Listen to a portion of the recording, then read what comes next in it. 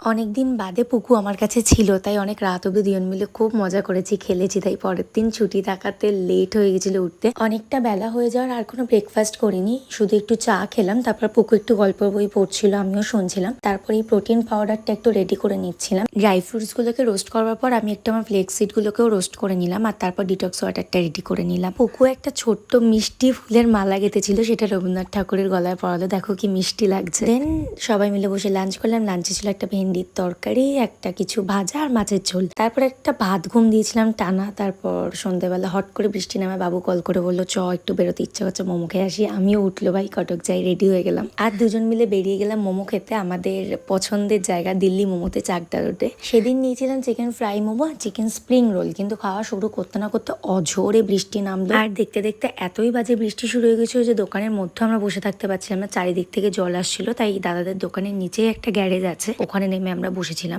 ওই আধ ঘন্টা মতো পর বৃষ্টি একটু কমতে না কমতে আমরা বেরোলাম, কারণ অনেকটা লেট হয়ে গেছিল। ভিজতে ভিজতে বাড়ি ফিরে দেখলাম মাম কষা কষা চিকেন রান্না করছে ফর ডিনার, তাই ডিনারটা সেটা দিয়েই করলাম। And yeah that's it for today.